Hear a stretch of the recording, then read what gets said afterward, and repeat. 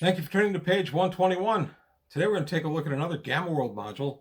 This one from 1983, Gamma World GW4, The Mind Masters. Ooh, this one was written by Phil Terzinski.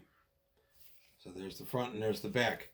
I remember when I picked this up, I thought, oh, the Mind Masters, this is going to be all about psionics and maybe a tribe of mutants that have psionic powers. So I was really excited to get this guy home and read it.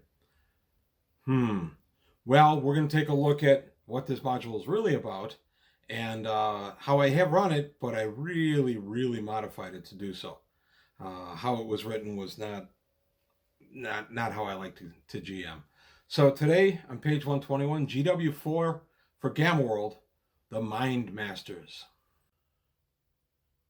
Okay, GW4 for Gamma World, The Mind Masters. This was published for GW Gamma World 2nd edition.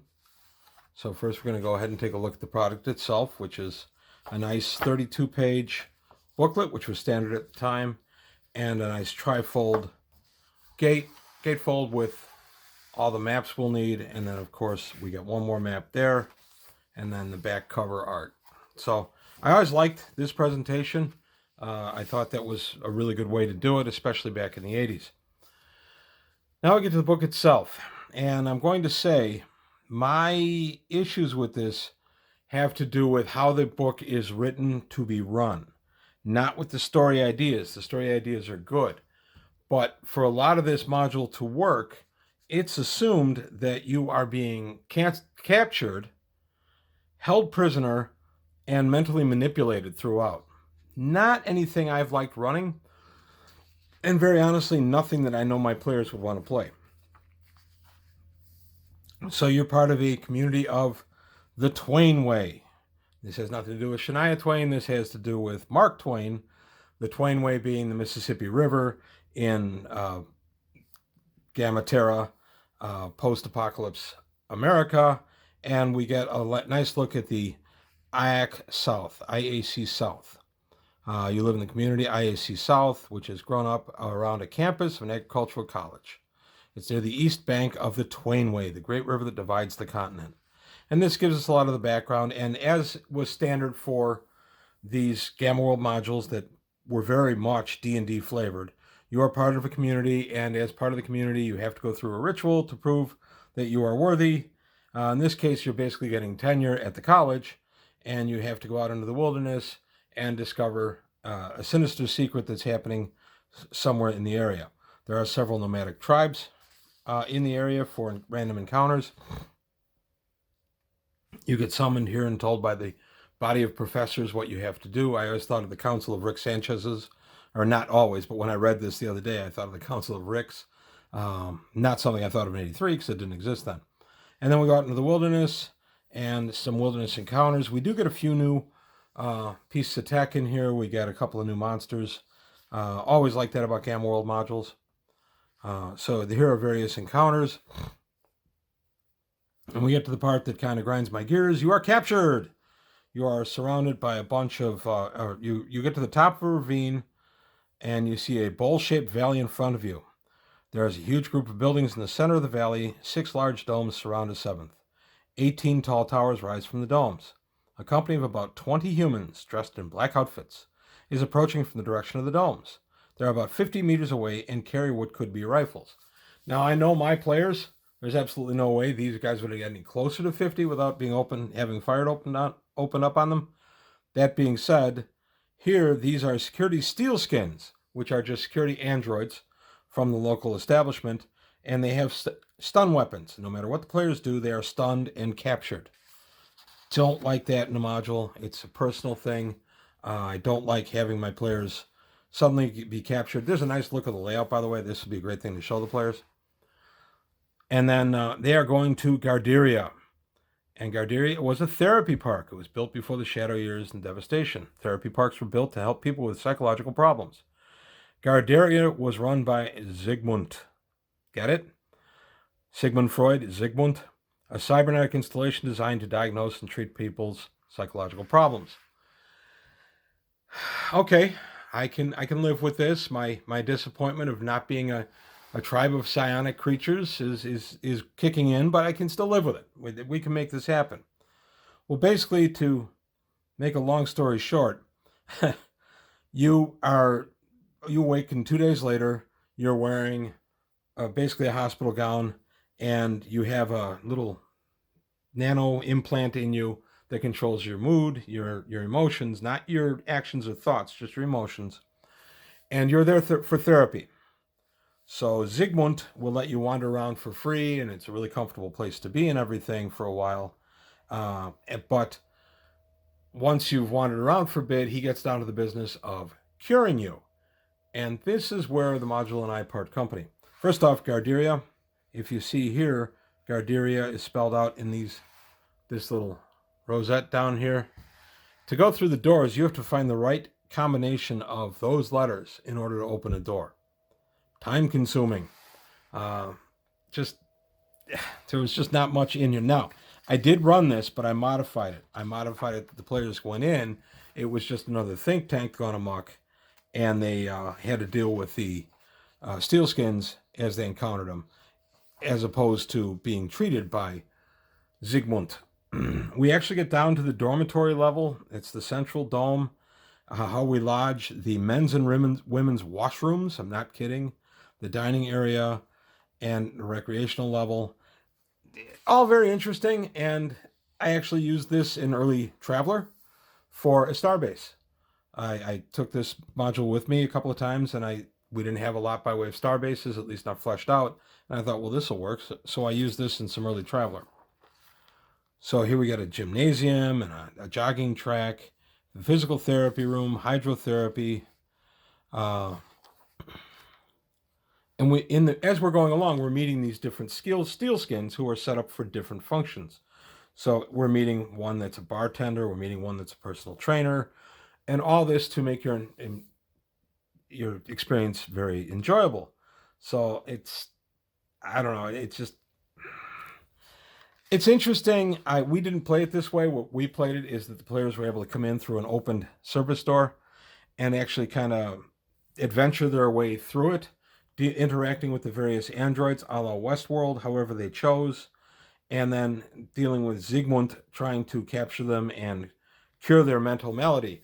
One of the mental maladies that Zygmunt is set on curing, because Zygmunt himself has mental maladies, is Zygmunt is trying to cure anybody who believes they are mutated animals or mutated humans. Despite the evidence brought out by his visual sensors, you're wrong. You're not really those creatures.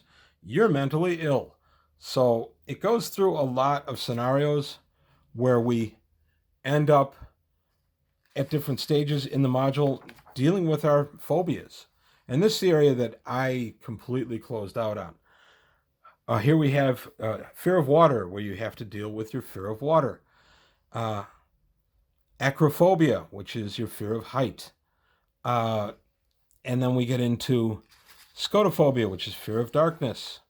We get all these different fears. Claustrophobia. Now, I had in my group players that I'd known since we were very young, one of whom had acrophobia, fear of height, and another who had claustrophobia. And the claustrophobe especially was very intense. This individual would not have anything to do with anything claustrophobic, anything enclosing. I was not going to introduce that into my role-playing game. I did not see an upside to it. I did not think it would be enjoyable for the players. So I skipped this entire section. I just made this what essentially became a Gamma World dungeon crawl, where they were dealing with all these androids armed with stun pistols. So then we get down to a couple of interesting, here we go, fear of open spaces, agoraphobia. We're still working that. Amoebophobia, fear of mutations. Just, again, and this is the big chunk of the module. Not what I want to spend my time putting my players through. Here's an entire list of phobias, just in case you want to add some more to freak out your players. Not how I ran the game. I did not have them get captured. I did not put them through the therapy portion of it. I let them wander around this malfunctioning think tank. I had a couple of good encounters with some of the Westworld type androids. You get captured a few times in this and wake up under bright lights strapped to a table. Again, not how I DM. And here we go. We're meeting Old Doc. old Doc, who looks suspiciously like someone who was very important to TSR at the time, Gary Gygax. Old Doc, I thought, looked just like Gary Gygax. I thought that back then. And old Doc is another android, but he's kind of self-aware, and he realizes that there's something wrong with Zygmunt. So he is going to go ahead, old Doc is going to go ahead and help you get through Zygmunt's various defenses and swap some chips to make Zygmunt realize reality is what he perceives and stop trying to treat creatures that don't need treatment. So that's the main thrust of the module. Old Doc wanders around for quite a bit. There's not a lot of loot to get out of this particular module either, which is also disappointing. So for someone who went in thinking it was going to be all about psionic mental mutations, boy, was I disappointed. And then I thought, well, okay, there'll be some decent loot tables and things like that. Not really. You can get some of these stun guns, but that's really it. The best part of this module is the appendix, where we get the new creatures. We get the blood wasp, which is basically a mutated wasp. They're big, and they have a poison. So if you fail your save versus poison, you're paralyzed. Interesting. Steel skins were the best part of this module. They are androids. An android is a copy of a human being, an artificially created human being with artificial organs, but all other ways it's supposed to be as close to humanity as you can. Zygmunt does not let them have any kind of self-awareness. They only do what they're programmed to do. And interestingly, if you have telepathy on a character and you connect with these telepathically, the only thing they're thinking about is their task.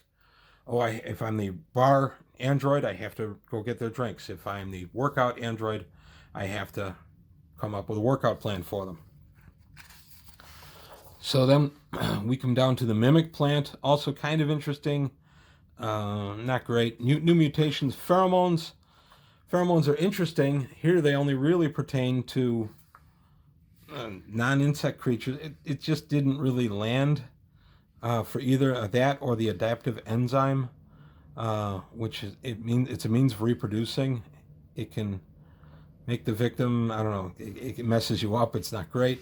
We got a new robot here, the eyeball, which is basically just a floating sensor. Looks a lot like Dr. Ball from Star Wars. Robot Stalker. These are giant mechanical ants. I actually got the most use out of stalkers. Big fan of the film Them. Who doesn't like good big ants? So I had a lot of ants, and these various ants did show up in other Gamma World games.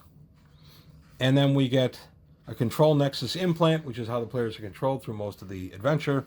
And then a Gravatic accelerated to play a game called Powerball. I didn't find a lot of utility for this module. I don't like to talk ill of things I bought 30-some years ago, 40 years ago. But this was one of the more disappointing products, I thought. And didn't really do much for me. Here we get a whole rack of pre-gen characters. And here we got one little pun. I'm sure there's a couple other puns in here. One is a Spocker. It's a mutant ocelot. I'm sure that's a nod to Mr. Spock. And here we have Bo 10. Charismatic humanoid is named after a legendary heroine of the pre-Shadow eras. Yes, that would be a reference to Bo Derek in the movie 10. Very obscure now, since the film was out in 1979. But here it is in 1983 being used as a pun. I'm sure there are a few others in here that I didn't suss out. Okay. Accelerate weight. Acceler Weight is this guy's name. It's Alexander Weight. Okay. Sorry. I try to be as positive as I can. I determined I would go through this one. Maybe I'm wrong. Maybe this was just one of the best modules ever published for Gamma World, and I just misread it and didn't use it properly. Maybe you had a blast with this. I can see where capture scenarios can be fun. It's just then I didn't really run them, and with the exception of the Slave Lords, I did run that, and we had a lot of fun with that. But I know my group now would not go for that at all. So back in the day, I ran it. I did run Mind Masters. I just modified it, and I put in a tribe of psionic mutants just because that's what I wanted when I bought the module. So on my whopping $6 on this guy, I want to say it was $6. I did feel a little unhappy when I got this guy home in 1983, because that's when I bought it. having felt that my $6 was not money well spent. Sorry, my first real negative review of anything from Gamma World, I think. So that's all I've got to say today from page 121. Again, let me know. I'm completely wrong. This is a great module. Let me know. And again, Phil Tedrzinski, I don't mean any disrespect. I really don't. And I'm sure that there were people who did really love this module. I just wasn't one of them. So that's it for today from page 121. Thanks for watching. Thanks for your time. Please leave comments, and I'll see you next time.